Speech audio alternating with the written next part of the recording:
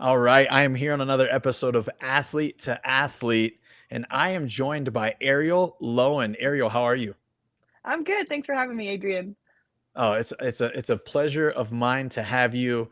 You're one of those athletes, Ariel, that I don't know a ton about within our space, and a lot of my big motivation to get athletes to connect with me, athlete to athlete, here on this podcast, is to get a better sense of the community competitively, how you've gotten to this level, and of course, we all want to hear about your last second buzzer beater shot to make it to the CrossFit Games this year in the last chance qualifier, which you absolutely dominated, which was extremely impressive. But I want to take you like a couple years back and let the audience know, just how did you start this journey? How did you get into the space of CrossFit, more specifically competitively? Yeah, I actually know who you are, even though you don't know who I am. I trained with Roy Gamboa for a season, and you guys were always head to head. So I've known who you are for a while. So thanks for having me on. I Absolutely. I get Shout out yeah, to long shout out to Roy Gamboa. We go way back, and he's still really fit, probably fitter than me still. So you keep you doing it, guys Roy. you kind of look similar too. You It's know, all I good. we'd always hang out, and as much as it was back and forth candor, of course, when you're back there competing against each other, we seemed like peas in a pod. So I always enjoyed competing against Roy because he's an easy hang. I Oh knew he yeah. was one of the guys that was going to line up beside me and be stronger than me. But maybe I'd slide in there in a couple longer events if I got lucky. So yeah, he's a solid dude. I appreciate being compared to him. Yeah, I'll take it. Long story short, grew up as a gymnast. Did track and field in high school, a little bit of cheer in high school. And ultimately, after high school, I kind of had the realization of like, I'm no longer competing in a sport. And then I found CrossFit. I coached at a cheer place here in Midland, Texas. And my boss actually did CrossFit. And he's like, you have a gymnast background, track background, come and try out CrossFit. So I went and tried it out. The first workout we ever did that he brought me to was 10-1 renegade rows. So a push up and you pull the weight up, and then parallel dips. One rep, two reps, 1 to 10. So I'd never done anything like CrossFit before, and I just instantly fell in love with it. And I did the workout. My husband, now boyfriend at the time, he did the workout after it because I was just in love with it. And then we kind of had the realization like, I want to keep doing this, but I just couldn't afford it. Just got out of high school. Realistically, I don't have, what was it, like $150 a month to do that. Yep. So I actually went to the owners of the gym and said, hey, what can I do to join CrossFit? And they said, well, you can clean our sweat towels, you can clean the gym. So I humbled myself and they helped me. And along the way, they taught me to clean and jerk, they taught me to snatch, they taught me butterfly pull ups, everything foundation wise. So I'm so grateful for them. And they actually shut down this past year. So it's kind of sad about that. CrossFit Midland is where I started. Those were my roots. I went to regionals. I think my first year was 2014, Okay. and it was with CrossFit Midland. So they kind of got to watch me as this like girl who cleaned the gym become a regional athlete. And, oh, it was amazing. And Now, then after, go ahead. when you say it was with CrossFit Midland, was it on a team, or were you individually representing that gym? Individually Okay. representing that gym. Yeah. And then 2014, 2015, I moved to Lubbock, and kind of was a disaster year. 2016 to 2018, I was in Abilene and training with Roy Gamboa and CrossFit Abilene there. But I really found CrossFit like right after high school and fell in love with it. I love it. And so for you, when you started this, because it seems like there's a very similar theme for all competitive athletes, that when they find it, it's like, okay, I'm taking over the world, right? Like that's just automatically the intention of a lot of top tier competitors, is that I really love this. Now I want to go win it. Was that your Right. natural response? Was that it, that you were like, okay, I gotta throw down at the top level with these guys? It was. But what's funny is I wasn't successful with it. I'd went to regionals 5 times and never qualified. So I had that hunger and that passion inside of me, but the Lord was just kind of like, it's not your time yet. So it wasn't until after 2018, I went to regionals, competed in Salt Lake City, found out I was pregnant and kind of retired from CrossFit and was like, well, if I couldn't make it 5 times before I was pregnant, there's no way and chance I'm going to come back stronger and fitter. And then Granite Game happens and the season kind of exploded, and my whole perspective has been mind blown and changed. Yeah, I mean, you're not the only one that God has prodded with the patience cue, right? To wait Right, and be patient, and obviously to be living out a different, maybe a slightly different role in your own life than you potentially thought, and you get an opportunity to be a mother. And I completely understand your doubt, but little did you know that women are superhumans. They're right, they're they're V2. I always tell people they're version 2 of anything that a male is. Like they're pretty much better and have, different powers than we do. Um, right. when you did start to make your journey back though from pregnancy, and we think about postpartum for a lot of women, that's a very challenging time. When you step back into the gym, was it like, okay, I just really want to move and feel again, or what were you like? Actually, I feel good. I think I can still do this. At first, it was, hey, let's get back in shape. Let's lose the baby weight. Hopefully, get my abs back. Hopefully, get rid of just like a little extra skin that I didn't want. And it really was, I think it was 2020. 2019 was like my postpartum year. Let's heal. Let's get back into it. 2020, I really dialed in on my nutrition. So I was not only looking better, but feeling better in the process. And the gym I was at, they kind of noticed a change too. And they're like, hey, you're getting really fit. Like, I don't know if you realize you're not just showing up to the noon class to be fit. Like, you should take this further. And they kind of challenged me, like, you know what? Try for the games. It's online, the open. You don't have to go anywhere. The quarterfinals is online, and then we can reevaluate from semifinals. So the main goal was just get fit, get healthy mentally, physically. Because even when you're overweight and you don't feel like yourself when you're overweight. So it was like, let's just get back to normal, whatever that looks like. Yeah, I'd imagine part of that was that you truly felt like almost you were in someone else's body. When Yeah. you talk about nutrition, though, how important is that to you? Of course, even you had this unique experience where you feel like you're in someone else's body. You start to get nutrition consultation or specific coaching, I'd imagine, and it just changed everything for you. What was that process like? What was it that changed a lot with your fueling at that point? It was huge, and that's what I always tell people is, like, you wanna see results in the gym, you wanna lose weight, you wanna get fit, it starts with what you eat. So it was just a matter of cutting out snacks, so I would eat breakfast, snack, eat lunch, 3 snacks, eat dinner, 2 more snacks, and it was like, eat a good breakfast, eat a good lunch, maybe have a snack before dinner, so it was just really looking at what I was eating and also focusing on the I call them, like, the 3 your macros, your fats, your proteins, your I call it veggies or carbs, but I never once tracked my food. I would just say, let's eat healthier. So that means I'm not um, picking up chips. I'm going to eat an apple, maybe. Little things that just make a big, big difference. Yeah, I appreciate that, and I think it's a huge aspect for a lot of people, not just athletes out there, because clearly our audience is bigger than just athletes. But you just need a starting point, right? Like everybody Right. has that understanding of real food is better than processed food. Like let's just take that first step and start to add things into your diet versus focus on taking things away from your diet. Exactly. And Um, the biggest thing too, sorry, I don't mean to cut no, you you're off, good. is still every day I would have one dessert. Because I think if you just like, I need to get rid of rice, I need to get rid of bread, I need to get rid of carbs, you kind of crave those things more than when you're done with your diet, you binge and go crazy. So it was like a healthy, how can we make this sustainable and still treat yourself every day with like a cookie or something? Consistency kills, right? Exactly.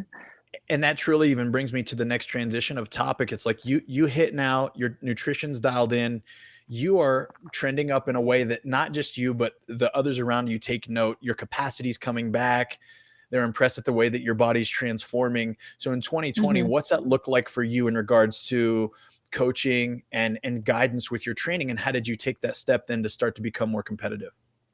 Yeah. I think the biggest thing is, like, surround yourself with people who look for the gold in you and call it out. So that's who I was surrounded by, and you kinda have to evaluate that at different seasons of your life, but the season I was in, I kinda went to my coach and was like, "Hey, I feel good." He's like, "You're moving good. Let's try this out." So I would just come in Wednesdays and train an hour more every day, weakness stuff. Like, I wasn't good at legless rope climbs. I wasn't good at the machines. We would just focus on those key things. So it wasn't like this huge, I'm going to drop everything in my life and train 8 to 5. It was, okay, keep doing what you're doing and just add in a little bit. Because realistically, when the open comes around, you don't need to be training 8 to 5. You need to be good for one weekend and do it for 10 minutes and then submit a good score.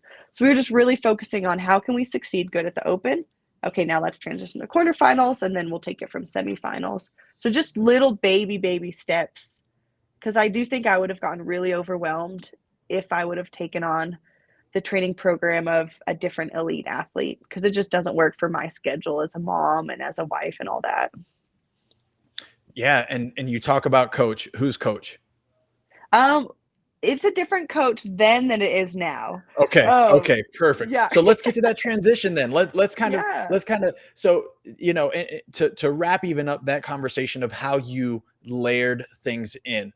What I appreciate most, and I think this is value beyond even what listeners often expect, but to layer in volume and to layer in Right. progress is one of the most important and overlooked aspects of being a what I would consider a long-term athlete. It's Right. super easy to be a flash in the pan where you go from training once a day for 5 days a week to all of a sudden, I'm going to the games. I'm going in twice a day, 5 days a week now, and I'm training for 5 hours and I'm doing the thing. You're probably going to burn yourself out and burn your body down. Um, Exactly. so as you, Arielle, start to transition into a little bit more volume, focus specifically on weakness, when was it that you decided to really start ticking up more as you led into that semifinal, even through 2021? I honestly didn't start adding a lot more until after quarterfinals. I added in, and what I added in wasn't stuff that's going to kill my body. I added in more rowing. I added in a little bit more running and a little bit more back squats. That's it. So we're not talking, okay, machines lift the barbell in the morning and the evening, and then my back hurts. Just like very smart transitions. And then after semis is when we kind of upped it like, hey, the games is coming. We need to do just a little bit more. So very much little like incremental stages. I think that's again a beautiful Isn't that great? transition. A lot of people are truly under the impression that you've got to train for hours to, I think at this point, here's what I'll say. Right. Everybody listening to this understands that the Open's 3 weeks, and now it seems to be very low hanging fruit in regards to capacity and skills. You do have to Mm-hmm. have some fitness if you're a cusp 10 percenter, right? Like if those people that are barely close enough, they got to get themselves in shape, but it's still one workout a week. You get an opportunity to repeat it. You just got to put in that good score, like you mentioned.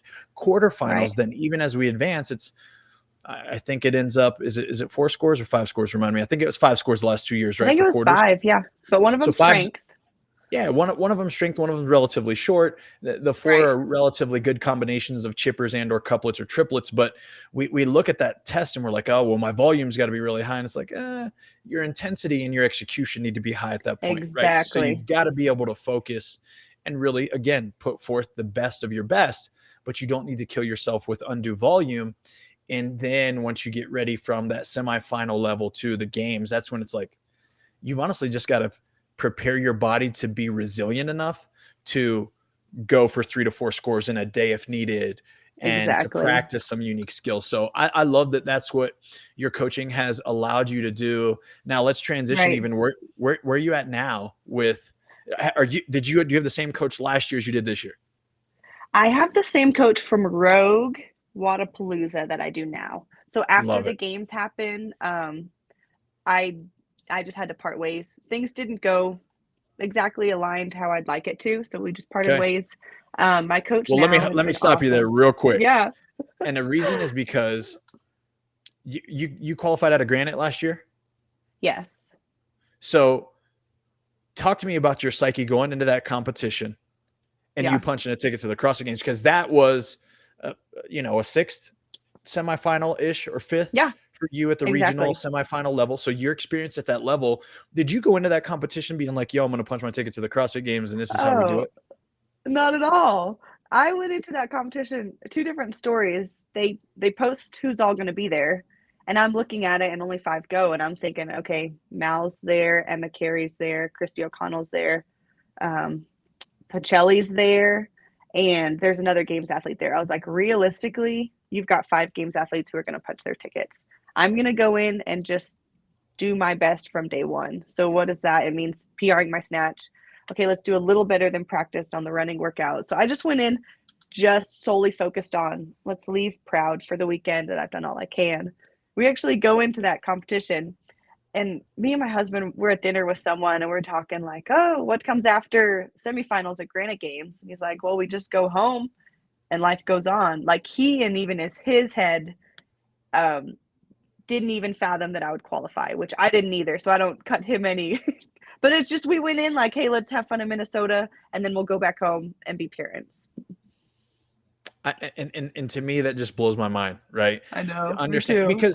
because I think that's just not the common or the popular conversation that athletes want to have, right? We all want to talk Mm-mm. about like, oh, I'm going to win or I'm not showing up, or hey, I play to win or I don't play at all. And all these things can be naturally true. And that's the fun or the sexy way to talk about yourself mentality wise or as a competitor. But the fact that you can go and not have the expectation of even qualifying and know that I'm simply going to have no regrets after these six Right. scores are tallied, right? And execute the best that I can. And then to surprise yourself. And where did you finish last year at Granite Games? And when did you know? When did you know that you were going? Was it just after the sixth workout and you were like, oh my goodness, they said my name? Yeah, it was after I won the back to back that it was. We looked at the points and we're like, realistically, I could get last place and still qualify. But even going into the last event, I didn't care if I won Granite Games or not. I was like, I just want a ticket. That's all. That's all everybody wants. That's it. That's all I hope for my I know. individual year, right? I just wanted to Right. qualify in 2015, and going into the last event, I was relaxed enough because I was in a similar position. I was like, huh, I'm in second Yep. place. I can get last and it'll be And okay. still be Like fine. it'll be totally fine. And I can remember personally the feeling is so relieving. Like I felt relief, and I felt excited, of course. But then I couldn't help but just only think about what was next. So for you, how long did you even celebrate, or what was that? What was that emotion and time like for you the next couple days?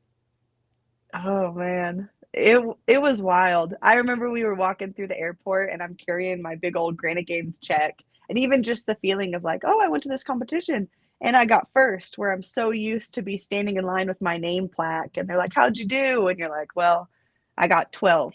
Like it's just so weird to be on the other side. I just couldn't stop smiling and oh yeah, it was unreal.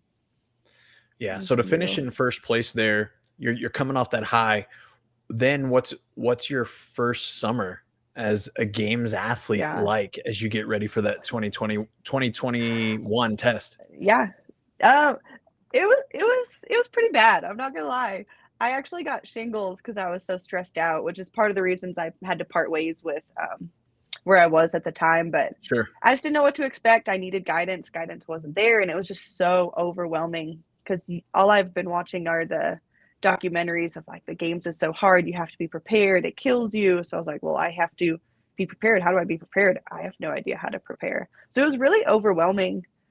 This year it's already been, I mean, I'm 3 days in games training, but I know what to expect. So I'm super excited to be a little bit more relaxed training this time around. But it was overwhelming. I feel for some of those rookies because you don't know what to expect. Oh, don't feel for them, girl. They deserve it. They deserve it True. all. We'll keep them in the dark. You know, build it up. Yeah. Hey, if you're a rookie listening to this, guys, you need to be killing yourself because it's gonna kill Yeah. you. No, I'm totally kidding and I'm totally being sarcastic. Crew, continue on doing what you're doing. Be smart. You will be Right. prepared. The demand is just going to be higher than you ever asked of yourself, and that's the beauty of it. It's like Dave never really designed a lot of the tests to be like, "Hey, I'm killing everybody here this week." He could have, he didn't. But it's the Right. atmosphere that takes and demands a lot of us because we just want to show out, right? We want to do our best, and Hmm. that's what makes it so unique. For you, I mean, I gotta say, being under stress, coming down with shingles, maybe not even having the guidance. You finished 14th last year at the I CrossFit know. It Games. was Like, awesome. Yeah. what execution there, and great job. So coming off of that, and you actually go through that experience now. We're talking to you. You're a vet. Yeah. You transition coaching. So what's that Yeah. look like now as you exit Rogue and into the off season of competition? Who you working with now, and how's that going? Yeah. It's going great. Obviously, I'm still with him. His name's Matt. I just describe him as a servant heart. So he shows up when I get to the gym, he helps me set everything up. He'll program for me. Once the workout's done, he'll help me put it up. Like, he's just there, he's present, he's available, and he's good at what he does. So that transition has been great. And he helped me at Rogue, helped me at Wadapalooza, and helped me all throughout this season. And even you'll see if you watch the Last Chance qualifier videos, he's my judge there. He will set up the whole setup for me. I didn't have to touch my camera once, measure out anything. So just someone who's willing to like fight for me. I hate the video process. I hate measuring out the stuff. So it's just such a good dynamic. And yeah, I'm really thankful for him. Yeah, and listen, God bless Matt for being willing to Right. judge you and be your coach. Because I can tell you as a coach, Yep. boy, that's got to be one of the most stressful experiences in your life. And I say that because it takes a lot of integrity and a lot of awareness. It's so easy to get caught up in, if you're my athlete, Ariel, I'm watching you, but I'm rooting for you as well. And so I've got to judge Exactly. this movement and standardize it, but I'm still concerned if you stick to the game plan or not. But I still got to Yep. no rep you if you don't get low enough. I still got to make sure the Oh wall ball yeah. hits the target. Like, there's so many It's a things going lot. through your mind. It's a lot. It's a lot. And that's where I So you give him props. And he's an awesome judge. Some judges will be like, they don't say you're done until you reach 50 or you're one rep over. He knows exactly how I like him to like talk in the workouts, how to encourage, how to thing it. And then even if I get no rep, he's like, get higher. Okay, that was your one. Get higher. No rep. Like, as a good judge should. Yeah, and that's a skill that's only developed through experience. So I'm sure that he's Exactly. had his hand in there and been able to experience that a ton. So as you go through this off season, you're gearing up. You have a great open experience, quarterfinals, no big deal. Semifinals, you find out you're going to Syndicate Crown. Right. What's your emotions there? Are you excited? Is that where you wanted to go? Did it matter to you? What's your psyche like there as an athlete? It didn't matter until I saw the workouts, and then I wish I would have gotten placed somewhere else. They just weren't my favorite workouts at all. And I would look at the MAC and be like, oh, I wish I was at the MAC. Look at Atlas. Oh, I wish I was at Atlas. So where everything happens for a reason, and I know God put me there for a reason, I was still salty, like, oh, I don't love these events. But it was fine. We had a good weekend. It just stunk, like we talked about going into the final workout and knowing you had clinched a game spot. It stunk being on the other side of that this year, going into the final workout, and basically I had to win the event to go to the games, and it just wasn't possible. So a lot more disappointing, but it worked out 100% for the best. What goes through your mind there? You're going into this last event. You're like, this might not even be wheelhouse for me. I got to win this in order to go to the Right. CrossFit Games. Um, where were you mentally there? Is it like, man, my season's a wash? Like, what a waste of time. How do you submit Not to that the end of that? right. We went into the syndicate, me and my husband, agreeing that last year was such a blessing, even this year is a blessing. So regardless if I qualify, regardless if I don't, my identity wasn't wrapped up on this games athlete, games veteran, made it to the games 5 times. So I had such peace knowing that I could win this workout. Cool, I'm going to the games. I could get 10th like I did. I won't go to the games, but I'm still going to come home. And my daughter's going to be here. My husband's here. We have our house here. Like, nothing changes in my life other than maybe my pride's hurt a little bit. But my identity is just so much, it's shifted so much from the past years. Yeah. And I think that's refreshing because no matter what your perspective is, whether it be lifestyle or spirituality and your relationship with God, which is extremely important to you, and that's very obvious, it's so hard to separate our identity from us as an athlete when that's what you Right. spend most of your time doing, right? It truly Mhm. is. So I applaud you for doing that and having that freedom in your mind and in your heart to separate those two because honestly, that's why we're having this conversation about you going to the CrossFit Games, right? You Right. you didn't look at it as, oh, I'm a loser, oh, my season's over. You weren't having a pity party. It was, this is tough. This is tough mainly on my pride, but Yep. my season's not over. Were you encouraged then to know that the last chance qualifier was an option for you? Was that a Oh, battle yeah. to get ready for it? I gave myself a week after syndicate to kind of feel sorry for myself, like, still show up to the gym, work out the soreness, and then after a week, I was like, "Okay, I have 1 month. If I wanna go to the games, let's just train hard and literally give it all, like, let's just have fun." I love training, and so I just trained really hard and then was super satisfied with the results, obviously. But I feel bad for the people who who didn't make it maybe a week before the last chance, because I feel like you need a week to like mentally, okay, you didn't make it, let's get motivated again. Extremely hard. Yeah, I mean, Yeah. Chase Ingram and I have had conversations about that specifically, and how, man, early on, if you didn't qualify, you were in a really kind of sweet spot where you could Yeah, deload a little bit, get your mind right, and then revamp and peak again for totally. this really difficult test that turned out to be, I mean, straight work capacity all this last weekend, right? Like when we look at Yeah, what those workouts were, wow, it was it serious. I was guess it's now been a awesome. week and a half ago. Yeah, and I'm sure. So that's what I want to touch on now is like when you saw the last chance qualifier workouts get dropped, what were your initial thoughts? Were you like, oh yeah, hey, pack your bags, we're going to Madison? Is that what your response was like, or how'd you feel? I'm never that like confident person. So I'll be honest, probably people in my corner were, but I was actually, they released Monday. I was at Bible study with one of my good friends, and I just like read the workouts and was just smiling, and she's just like, tell it to me. So instantly when I saw them, I was excited. I was like, I have a shot. If I die on every workout, I have a good chance to qualify. And then immediately after they were posted, I got like 10 phone calls from my husband. He's like, answer, answer, answer. Did you see these? So everybody in my corner was excited, because to me, these were just CrossFit. They were like, can you do bar muscle ups? Can you lift weight? Can you run down and back? There was nothing's going to hold you back other than your heart rate getting too high.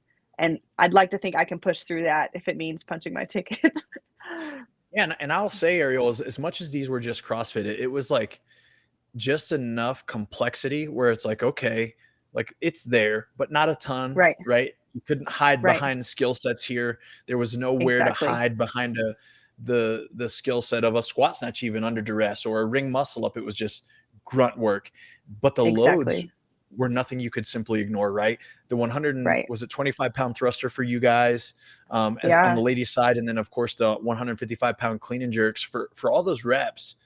I mean, was the loading ever something that intimidated you at all? Did you just know the cadence that you could sustain with that type of load? Like, what was your approach there with the barbells?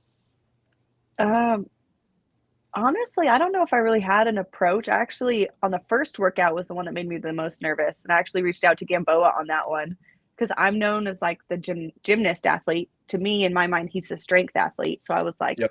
you as a strength athlete, how would you attack this? So I could go inside the mind of my strength competitor and Right. beat him on the strength part and the bar muscle up. So he kind of Correct. helped me there. And even though I had a strategy going into it, as soon as I picked up that barbell, I was like, I'm doing all 20 unbroken, and then I'm going to get on the barbell. So you can have as much strategy as you want, but if you feel good in the moment, like just do it. So that kind of was how it went all weekend. It was like, this is my strategy, but if I feel good, we're going to, as soon as you drop the clean and jerk bar, pick it right back up. And it just kind of worked out perfect all weekend. It was just very, very smooth.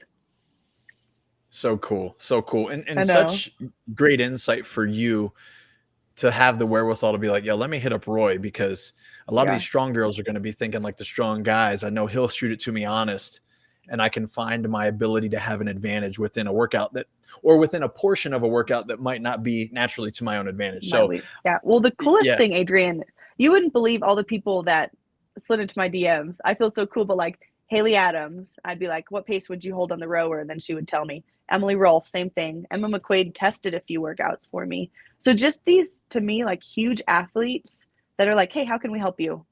Done. Let's get you to the games. It was just so sweet to see them kind of like rally behind me, because I've watched them on TV for years. So that was another, of course, qualifying was sweet, but being like, people want me at the games. This is so awesome. Was just unreal. Even Christy O'Connell, she was another one that reached out to. It was really sweet. and you'll find that in no other sport, right? Really. I No. mean, Mm-mm. to be honest, it just doesn't exist. And it's so refreshing to see that our sport's grown and transitioned throughout the years, especially since I've been involved all the way back in 2011, Right. where it was only you knew your box and only your affiliate kind of thing. And then it's, the media has grown, the coverage has grown, the sport's grown. And to still see that intertwinedness where we're ruthlessly competing against one another on the field of competition, yet we're friends. Everybody respects and Mm-hmm. admires one another because of the lifestyle, because of the grind, because of all the things that those other women see in you. That's why they love and respect you so much, that they'd be willing to help you, because really they're just helping you punch a ticket so you can try to go kick their butt in 4.5 weeks. That's And you're true. like, that actually doesn't make any sense. It But doesn't make any sense. we're all close that Mm-mm. way. Um, Oh yeah, it's awesome. so as all the scores get submitted and you punch your ticket, were you surprised at all at the standings and where things shook out, or were you like, okay, this is I'm where I thought I was? The blind leaderboard just messes with your head. So never once was I confident, hey, I just punched my ticket. But I feel like I woke up, was it Friday they finalized? Friday I woke up and I just had the peace of God. Like I just knew um, I'm going to qualify. I'm just going to do my best on this final workout, but I'll be just fine. And that peace just carried out throughout the day. If it would have been different, that's a whole different story. But I just feel like I woke up Friday peace and I was just content with whatever happened. And when I saw the leaderboard though, and it was first and first on those last two, I just have never been, even winning granite didn't compare to you're just in your gym, you just got the mess kicked out of you because you're trying to go to the games and it paid off. And it was just a different level of trying hard and succeeding that I've never experienced. It was And surreal. yeah, and I believe that because you share this experience. And for folks that don't understand, Arielle just won the Last Chance qualifier, which is a competition that was specifically designated for those that finished from 6th to 8th place at particular regionals, and some 6th and 7th. So it gets a little Mm-hmm. complicated there with the numbers, but this was her one last shot to get to the CrossFit Games, and she won the entire thing, taking first on the third and fourth workout. And the process, folks, is that she submitted her scores a week ago, well over a week ago, Yeah, but had to wait exactly. a full week for all the video review to take place. She knew what she did. She even saw scores from the other girls at this point, but it was kind of like hurry up and wait or hold your breath to see if all these scores get validated. Right. I can imagine that that's part of why you're like, oh, okay, like Yeah, that had to be one of the most fulfilling experiences that you've had as a competitor because of the way that you were probably on edge. definitely. And the last chance was stacked. The Very athletes in stacked. there, so impressive. So and intimidating because each athlete had their own skill set and they all kind of matched all of those athletes' skill sets. So it was a fun experience. I would rather not qualify at syndicate and this happened than qualify at syndicate any day. So it was meant to Wow. be. Hmm. Wow, that's awesome, and I'm glad that you have that perspective because I think that that says a lot about your momentum going into the CrossFit Games. But you hit on something really unique, and I think athletes, this is a common conversation for us to have, is like this intimidation thing, this factor of Yeah. psychological advantage or disadvantage because of someone's history or their pedigree or their name. For you last year as a rookie at the CrossFit Games, was that a big thing for you? Were you like, I don't, a little imposter syndrome maybe, where it's like, I don't even know if I belong here. Hopefully, no one finds out I'm not that fit or something. Oh Did you yeah. ever feel that way? Oh, totally. I think on the second workout, I was in the last heat, and I was like Cara Webb right next to me. 2 lane downs is Annie Thorsendottir, Tia Toomey, and I'm in the same heat. And just like you see all these girls on TV, it's like imposter syndrome. You're like, what are they going to tell me? Like, give them back their jersey and all this. But it wasn't until the final days you realize like these people are all human. They're all backstage sore. They're all backstage hungry, a little bit tired. So you see the competition floor, but you don't see what happens behind, and everybody's hurting back there. And so it was just reassuring. Yeah, and that's the best way to put it. Everyone Yeah. is human, you know. Right. Even if this is an encouragement to all the rookies taking the floor. It's like everybody puts on, their socks and their shorts and their pants and their jersey the same way, and it's time to go to work. We all got to execute the same workout for time, and Exactly. it's important to have that perspective to give yourself an advantage. But now this is year 2 for you, Arielle. You've Yeah. started you're 3 days into CrossFit Games preparation. What does this process look like for you over the next month as you gear up for Madison? Yeah. I mean, 3 days in, isn't that wild? I'll say number one, not too much is going to change. I felt awesome at the last chance. My volume isn't crazy hard. I'm going to keep it the same and just try and stay healthy for Madison. But I'm really just enjoying each workout. Like Tuesday nights, we and my husband will work out in the evenings. We'll do machine work together, the Yep. bike, the ski, the row. We're in the process of building a house, so our everything's a mess right now, house wise. But we'll move our dining room table and we'll set up the echo bike, the rower, and the ski erg. And for 30 minutes, we'll just hammer out machine work. We'll move it out of the way, put the dining table back. And we did our first, I call it the lion's den on Tuesday. And before we started the EMOM timer, I was just like, I'm so thankful we get to have another Lion's Den training because we're preparing for the CrossFit Games.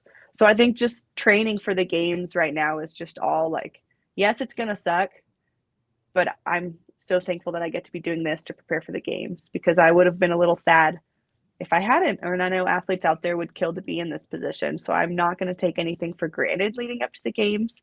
And I'm also just going to try and stay healthy, keep doing what I'm doing, and just really go into the games mentally in a good state and physically.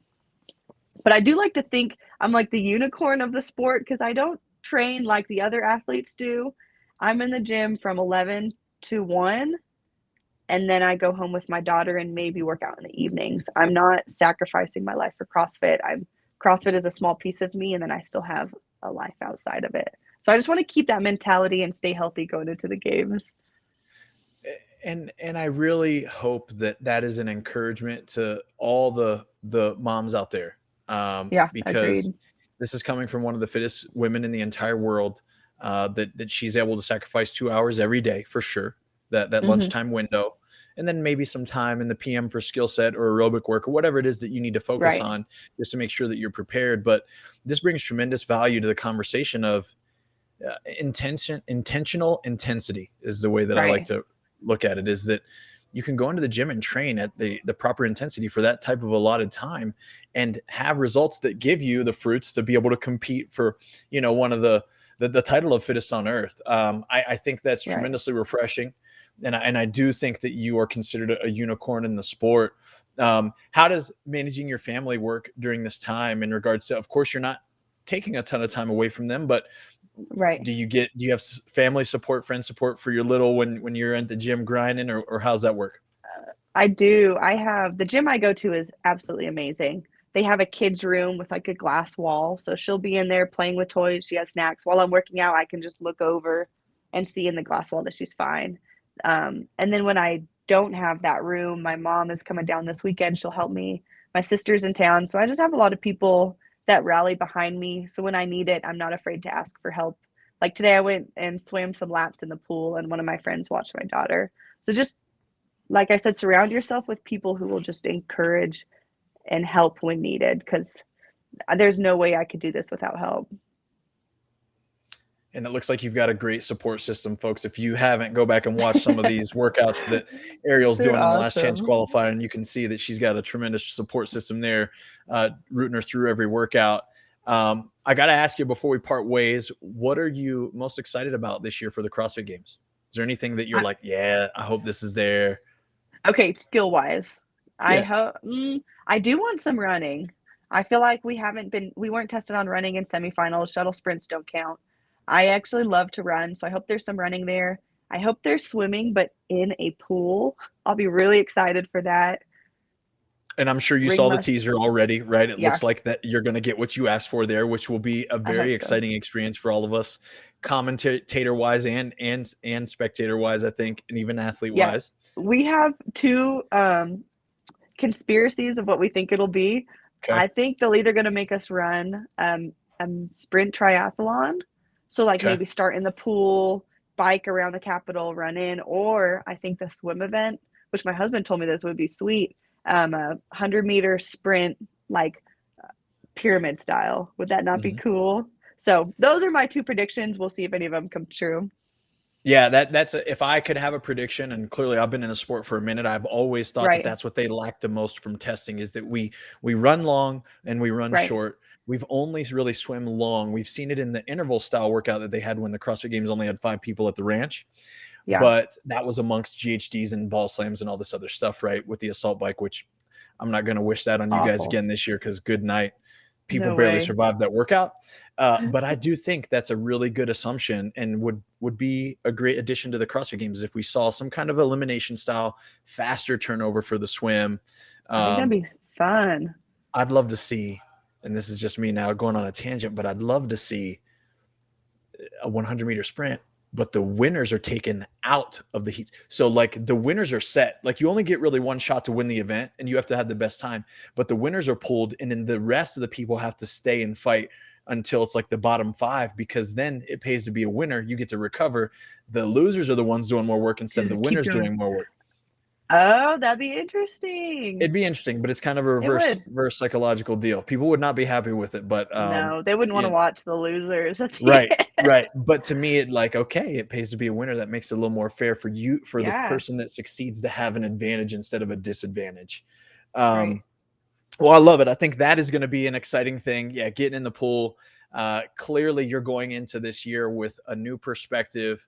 Yep. And my last question, Ariel, is that you seem to be a very almost internally motivated individual with your spiritual connection to God, the connection with your family, and everything else. Do you have external goals going to the CrossFit Games? Is it like, I want to place X, or is it more about your experience there and what you leave on the floor? I'd say a little bit of both. I definitely wanna soak up the experience a little bit more this year and go in with more, like, doing my best in every workout because there were a few that I didn't go in and felt like I did that. I'm not a huge, "I wanna get this number and get X amount here," but, I mean, top 10, I would never complain with top 10, would be awesome. But I ultimately wanna do better than I did last year. So, better than 14th, and it's a win for me. There you go. I love it, and you Mhm. certainly have the opportunity to be a top 10 athlete, and I think it would be an amazing storyline to watch your story from last year to this year to the last chance Right. qualifier, and then to make it through the last chance and go in there and own one of those top 10 spots. That'd be amazing to watch. But best of luck to you, Ariel. I appreciate you joining us here on the show. I'm certainly a fan.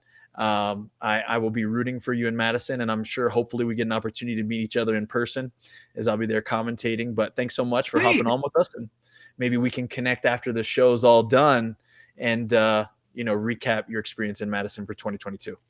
That'd be great. Thanks for having me, Adrian. Thanks, guys. Catch you next time.